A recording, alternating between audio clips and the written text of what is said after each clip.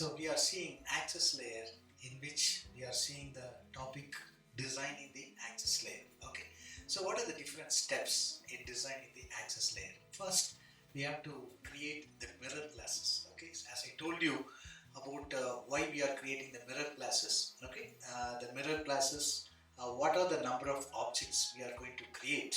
Okay, for the access layer, the same way we have to create a mirror classes. Okay, for the business layer also. Okay, so that is the first step we have to do it. Okay, and secondly, we have to go for identifying.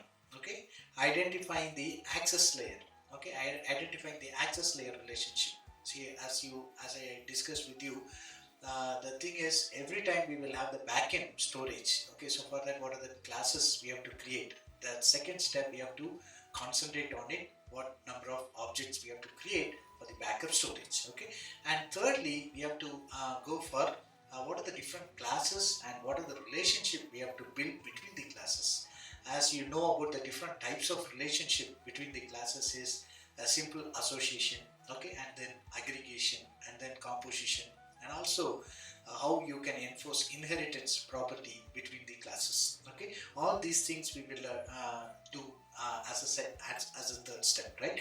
And the next, we have to designing the classes. That time we have to avoid, okay, the redundant classes. That means some classes will have the same attributes and functions. Okay, we have to identify and which are all the classes which proceeds the same functions methods. So such classes we have to remove, and we have to, okay, delete such classes, and we have to avoid redundancy. Okay, and also we have to concentrate on some of the classes will have only minimal functions, one or two functions only. Okay, so we have to delete such classes. It will be very tough if we design such classes. Okay, it will be very tough for making the code.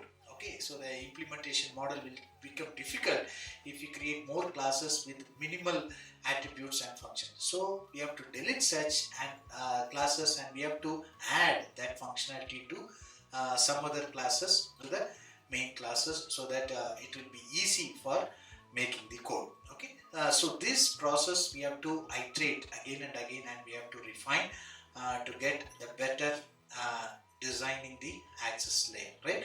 So there is another thing also, that is a modified designed access layer. Okay, how we are going to have a modified process in designing the access layer, in which we have to the one important point we have to concentrate in it is we have to consider the persistent data.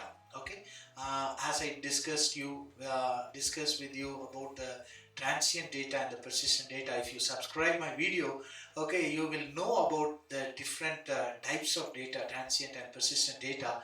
So in this, first we have to identify the persistent data. First, for that, okay, we have to create the class. Okay, that is the permanent storage. Okay, and the next, the process will be repeated as it is. Okay, so the next we have to find out the mirror classes for the business layer and the access layer, and the next we have to create the access layer class, and then we have to go for simple classes and its relationships, and we have to remove the redundant classes, and we have to remove the classes which have less number of functions and attributes. Okay, and then we have to refine it again. Okay, this is about the modified process of designing the access layer.